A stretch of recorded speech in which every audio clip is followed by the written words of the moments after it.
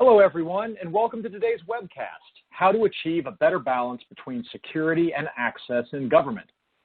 I'm Patrick Moore, Senior Fellow with the Center for Digital Government, and I'm pleased to serve as the host for today's webcast. Thanks for joining us. We're going to have a great session over the next 30 minutes. We have a few housekeeping notes for you on the screen. If you would, please take a minute to review these. Also, during today's webcast, you will be able to connect with your peers via LinkedIn, Twitter, and Facebook. For those of you on Twitter, please use hashtag GovTechLive to share key takeaways, quotes, and learnings from today's webcast. And if you forget that hashtag, it's at the bottom right of the slides. Joining me to discuss this topic is Cullen Landrum, a Senior Systems Engineer at SailPoint. With 20-plus years of experience in identity and access management, Cullen specializes in the area of identity governance. Prior to joining SailPoint, he worked for several software companies, including Aegis Identities, Oracle, and Sun Microsystems, supporting higher education, federal, state, and local and other government entities. Cullen holds a Bachelor of Arts degree in Computer Science and Mathematics from the University of Colorado, is a certified information system security professional, and is a member of the Information System Security Association. Before we get started today, we wanted to spend a little bit of time setting the stage. I think we can all agree that the 2020 script has been rewritten. So many of us at our organizations and our personal lives started out with priorities. We're looking right now at the 10 predictions that government technology made for 2020. And while each one of these predictions probably still has some place in our future, it's clear that so many of our plans around these types of predictions and these types of priorities for the year have been upended by a response to a pandemic that has swept the globe, and now the resulting reopening of economies around the country and around the world. We know that so many of these issues are going to remain applicable, and we know that lessons learned from our experiences in responding to the pandemic are going to give us leverage to make changes as we move forward, both in our personal lives as well as within our organizations. We know that the pandemic response has produced some good things and has shown us some bad things. We've seen that CIOs have been able to speed up digital service efforts amid the recovery. We've seen that local governments have been able to use remote work in a positive way. We've seen that technology can work, and we've seen that business can go on even in the face of disruptions. We also know that there are things yet to come. We know that budget hits are going to happen at governments at all levels due to the coronavirus, and we're not quite clear what the impact on the economy is going to have for us all long term. Right now, a lot of people are asking what's going to happen next. Folks are coming up with their predictions of what's going to happen after the pandemic. Many of those predictions are going to be completely wrong. But I think what we can all agree on is that we've learned some things as we've moved through this process, and that we want to apply those lessons as we think about the future after we get through the next couple of months and how we make government better and more responsive to the citizen. With that, we want to turn to the audience. And Cullen, I believe we have a couple of poll questions. I know we're asking our audience to submit some questions during the course of this webinar. We hope to answer those at the end, but turnabout is only fair play. So we wanted to turn this over to the audience to get a little insight of them as we kick off our discussion. So Cullen, I'm going to hand this over to you. Yeah, great, thanks. So yeah, we do have a couple of poll questions here. So you see on your screen here, the first one, how many of your, start over with that. How many of your organization have an identity access framework, management framework in place that could support ubiquitous remote work? So we've, what we've seen here. So when you're answering this, go ahead and hit the submit button, so that some people kind of forget to do that when they're answering this. So you have to check the box, check one of the items, and then also hit the submit button. So as we're going through this, I'll talk about a few of the things. We're kind of looking at this from the pandemic, the COVID-19 response. So we say we want to allow you a little bit of time to answer this poll question before we get there. So in that vein, I'll tell a few dad jokes. I'm famous for telling really bad dad jokes. So one of them that comes to mind is, taking a poll here. So I recently took a poll, and found out that 100% of the people in the tent were angry when it collapsed. So you can yuck that up with the very bad dad joke there. So hopefully I've given you enough time to answer this poll question. So we'll skip ahead and we'll see some results there. So it looks like a kind of a mix of where people are at with their IAM framework and where they were ready for remote work, people working from home. But the numbers at the bottom there, the 15% and the 27% that are saying, no framework or, not evaluating those kind of things. So those are what we're going to talk about today, where identity governance, a part of identity access management, can be used to help you with that, understanding of work from home and all that kind of good stuff. So hopefully you'll get some information out of here for that.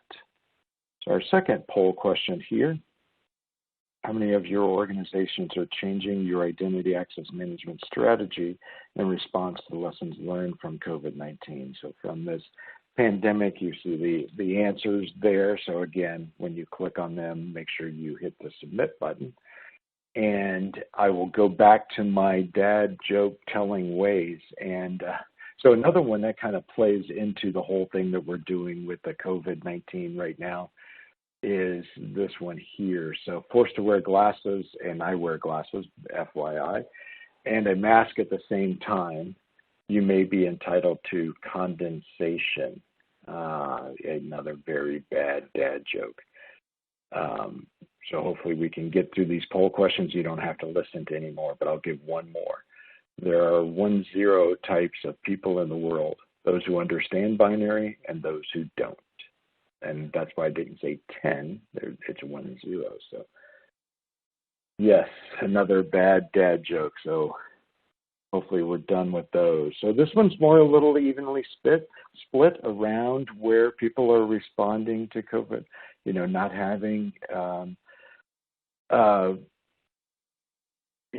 implementing as a part of this COVID response. So those are good stats to have, good information to have. So we'll get into there and hopefully use some of these as our groundwork as we move through this presentation. Well, thanks, Colin. And I'm hoping that the audience submits not just questions, but also maybe a bad dad joke or two, and we can have a joke off here at the end of the webinar. I like it. I like that idea. Yeah. Thanks for that. And I think those are great insights coming from the audience. We thank everybody for participating in that. We'd like to make these events interactive. And I know right now this concept or these oftentimes competing ideas of access and security, especially in government, have been tested as we've looked at work from home and work from anywhere, which has become necessary during our pandemic response. Maybe you could give us a little bit of insight as we get a little bit deeper in today's discussion of what identity access management challenges you have seen being created as governments have responded the way they have to the pandemic. Yeah, thanks. Good question. So the first one, kind of looking at that, what we've seen from our customers and even in the industry, what we've heard is that they weren't prepared and the ability for people to request access for things like a virtual private network access, right? So when in the normal, whatever normal used to mean, in the normal process where maybe 20 to 25% of the workforce, or even smaller in a lot of our state and local entities, where they didn't work from home, but they needed that VPN access. There was no way for them to get in and request that access or a process in place to go through and figure out, who had access, what should they have, and should they have the VPN access? Should they be granted that access? And going through any kind of approval processing to make sure that we, met any kind of regulations, some of the NIST standards out there around requiring that approval for access like a VPN. So those are kind of the things that we saw, was just not having that in place and then being able to request that access. So one of the responses that SailPoint did for our customers was opened up that capability. So anybody that had implemented our solution and, already had it running in place, we allowed you to, for free, we gave out this component that allowed people to be able to get in there and request access from home, from the internet, request access to VPN. So one of the things that we gave back to the community. No, that's great. And I think, Colin, one of the things we're going to look back and see that the technology was able to do things that we probably never knew it could do before this pandemic hit. And I hope that policymakers and decision makers are going to be able to take something from this experience to say that we do have the capabilities in the market to address a lot of challenges. I think you've already tapped into this a little bit, but how prepared, maybe go in a little bit deeper about what you saw, how prepared organizations were for these identity access challenges when the pandemic response hit. I mean, we got a little bit of sense of that from the poll questions we just asked, but maybe spend a little bit more time talking about the readiness you saw within organizations for identity access. Yeah. So the, preparedness, that kind of information. So we heard from customers, from prospects that, they, from a identity perspective, they, maybe weren't as prepared as they'd hoped to be. It really hit kind of home that the percentage, and exactly like you said, in the poll questions, we kind of saw this as all over the board on where you're at.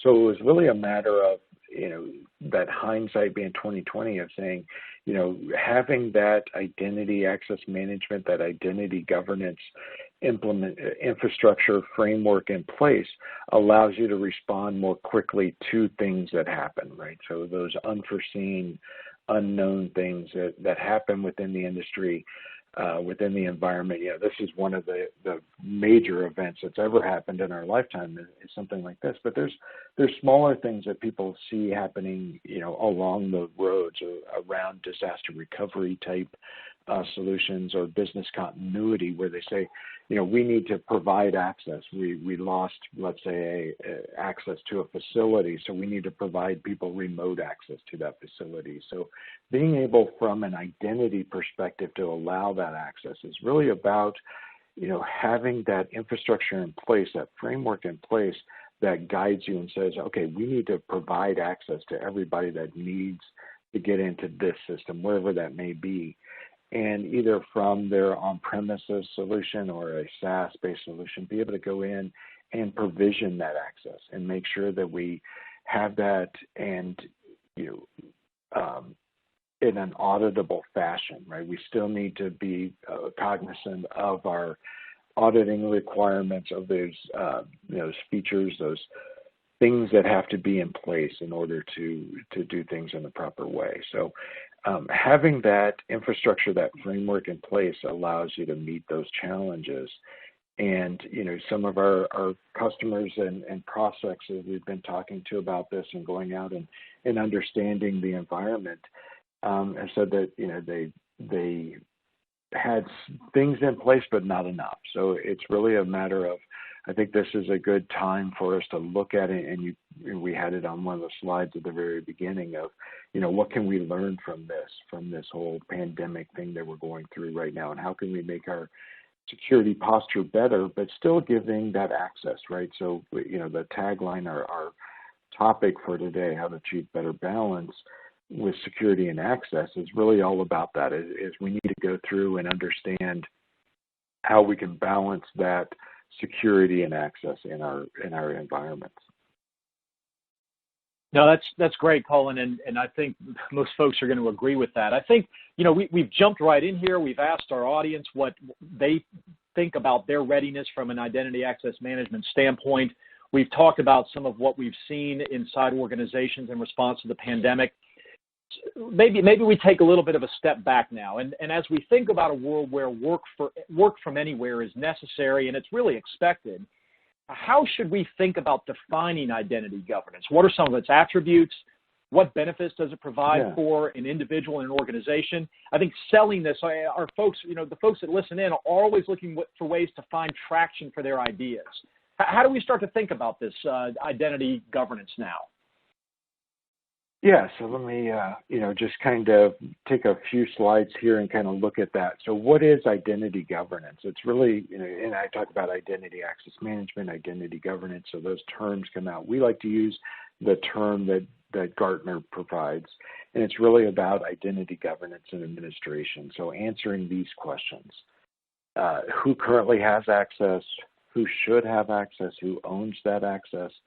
How is that access being used? How is the access procured? So all of these questions that you see, these how and who's, is really what identity governance is all about, is answering these questions and going through and saying, I know I have this different access and I'm providing access, but how do I secure that? So really, looking at this picture here on the slide, it's really about the lines, the connections, right? Making those connections between people, access, and applications.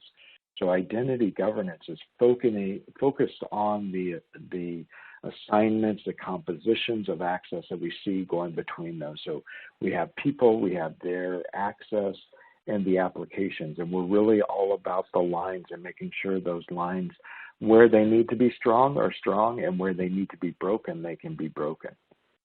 So taking this one step further and breaking down identity governance from administration. So the administration side of it is what you see here. So it's the ideas of the life cycle, what we like to call the joiner, mover, leaver. So who, when somebody joins the organization, what should they have access to? When somebody changes roles, what should they have access to? And as they leave, I like to say, instead of the termination, I like to say they win the lottery and decide to retire. It's a much nicer way to approach it.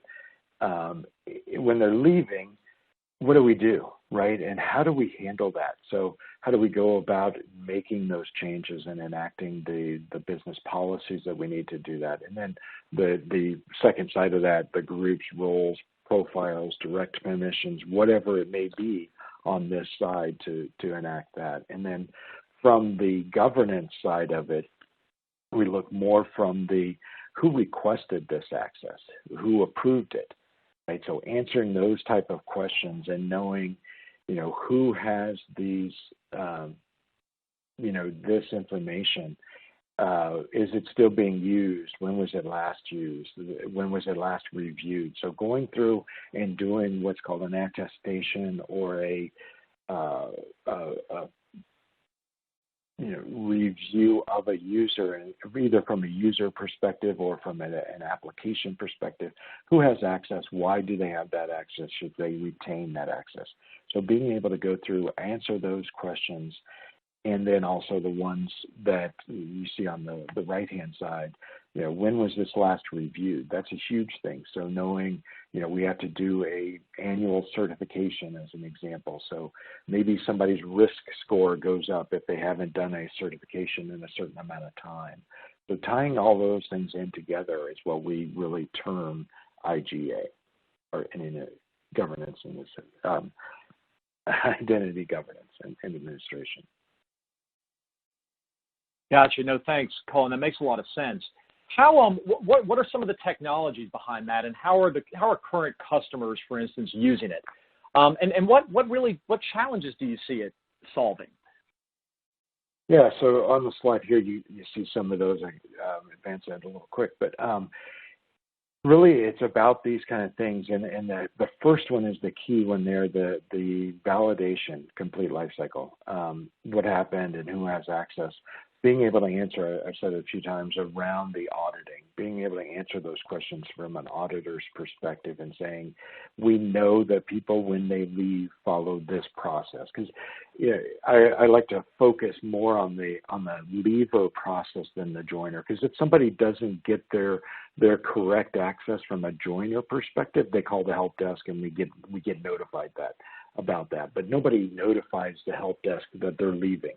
Right, so that's kind of and there's a lot of information that can be left out there, a lot of access, a lot of attack vectors that can be left open if you're not closing those from somebody leaving the organization perspective. So, being able to go out and say, we know that we went out and we removed access, and we know that we disabled accounts. We can validate that. We can prove that is a critical thing. Employees productive on first day, that second bullet item there, being able to go through and have that access enabled for a user first day they come into the office, being able to get them into the office, right? So getting that information set up so that they can get in, be productive, and make their productivity much better, productivity gains, and really taking a lot when we talk about certifications and governance, a lot of times those are done as manual processes. So taking that manual effort away, sending out spreadsheets, those kind of things, taking those and automating that process so that people are more productive. Right? There is this idea of certification fatigue, and really what we're all about and what this is all about is making that fatigue, removing that fatigue process. So making it more automated, more robust, those kind of things. And then the other things you see here, policy violations. So let's say somebody's going out requesting access, and we've got a policy that says they can't have that access or they shouldn't have that access. So we want to throw up a red flag and say, what you're requesting is going to cause a policy violation. And they can choose to go ahead and request it, and we can approve it, and all those kind of things can still happen. But this gives us a red flag so that we know that those things are out there. And maybe as we're doing a certification and access review, we can look at that and focus on those things and focus instead of focusing on things that are provisioned by birthright. So kind of separating that out and say, this is something you requested, there's a violation here, so let's go ahead and review those things, those needles in the haystack instead of the full haystack, right? And then the last item there, secondly, the sensitive data. So looking not only at the structured side of the world, so when we think about things like Active Directory and databases and applications, but also the unstructured side of the world, looking at things like your file shares, looking at things like Box and Dropbox and OneDrive and Google Drive and all those kind of things of where there's unstructured data and being able to do identity governance and administration on those as well. So understanding not only the structured side, but the unstructured side. And then lastly, that bullet item of doing all this as a true SaaS platform. So as much as we possibly can, what our customers and what we're hearing is move this as much as possible to the cloud so we don't have that infrastructure requirements and the cost of the maintenance and all that kind of stuff that we see in traditional on-premises software. No, thanks, Cullen. Those are great insights, and I especially on the last point, I know that as I hear from other CIOs, other folks who've been involved in the pandemic response, they're seeing more and more the need to move to more cloud platforms. Certainly the market's been moving that way for a while now, but the flexibility offered there is, at least in my view, going to be one of the real lessons learned out of the pandemic response. Well, why don't we get into some Oh, go ahead. I'm sorry. Yeah, I was just going to say, we've seen a lot of that. We've seen customers coming back to us, even our customers that have our on-premises solution, and asking how can we move to the cloud and how can we move this all to a SaaS platform, or also how do we govern that IaaS, that identity, or I'm sorry, that platform as a service and infrastructure as a service environment? How do we do that cloud management and extend our governance, our identity governance solution to that cloud environment? So things like Amazon Web Services or Google Cloud or those Azure as examples. How do we govern that access as well? Because there's a huge kind of black hole there that we can help out with around what do people have access to, what can they do within those cloud environments, and how can we govern that as well and manage that. So other things that we can bring to the table as well that we're hearing from this this whole idea, from the COVID response and the pandemic that we're going through right now. Well, Cullen, we've got a couple of good questions have come in. We even have a dad joke, but we're going to hold off on that for a moment here. I think we talk about first. Well, let's get a question in here, and then let's jump to the dad joke. So I think, first of all, we've seen that there are folks who are trying to figure out what to do with their governance around access. And if a city, a county, a state does not currently have the tools in place to move towards some type of IGA framework, where does somebody start? Whether it's the business case for it or the tools for it, how do you get something going? Yeah, and it's really about where and there's different places where customers start, where people look at this and start. And I like to think of it as what we learned in grade school, the I before E, and saying, before we do something, we need to know what our identity infrastructure is all about. So going through and doing a certification, even if it's internal and the IT staff are the folks that do it, but having that basis and looking for where people have access and what that access information is. And so setting up that identity infrastructure before we start looking at other things. And, so that to me, the start of that is doing a certification and looking through and saying, we know what everybody has access to. We know where things are at before we start doing even the first day provisioning or the deprovisioning. And typically what customers start with is that, and then move into the deprovisioning, the terminator, the termination, the leaver process for how do we manage that. Gotcha. No, that's great. And I think that these are great points that people will really need to help them get started. The next question starts to focus on some specific technologies, and the question is, are GoToMyPC and Google Remote secure solutions? And maybe, Cullen, you can broaden that a little bit to talk more broadly about the landscape, but certainly folks are interested in how to think about certain solutions in the marketplace that are being used now for remote work. Yeah, and so I'm familiar with GoToMyPC. I'm not as familiar with Google Remote. And really, it's about how you, like the GoToMyPC, it's how you implement that, right? So looking at that, if you're using the technology, and I know that it's capable within there of setting up, and really like your question in general, how are things, when you set up things like multi-factor authentication for those, when you set up things like, doing a federation model, so having a SAML assertion and doing a, more federated capabilities and doing multi-factor authentication, and setting up, certificates. So having using HTTPS, using SSL, using TLC, using those kind of, security methods and securing that data as it's flowing between that pipe. Because you got to really think about, what data are we sending back and forth across there, and how secure is that connection. Really, that's what for me, that's what the key is for things like this. When you're sending data back and forth, what are you using? What technologies are you using to secure that? So using things like a multi-factor authentication, using SAML, using federation, those can all help with that. Gotcha. Well, that makes sense, and appreciate your answer on that.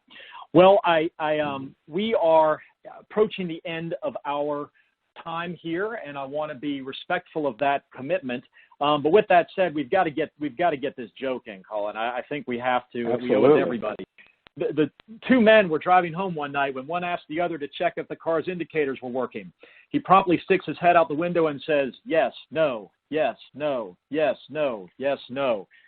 All right, Mike Wallace, we appreciate you, man, for that joke. All right, well, Cullen, Mike, I will post that one internal. All right, sounds good. Cullen, we really appreciate you for sharing your insights on today's webcast.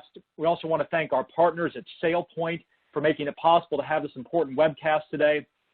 In addition to a copy of today's presentation in your resources widget, you'll find case studies from SailPoint. Finally, thank you to our audience for your participation today and for spending time with us. We look forward to seeing you again soon at another Center for Digital Government event. Have a great rest of your day and learn more dad jokes. Thanks. Great time.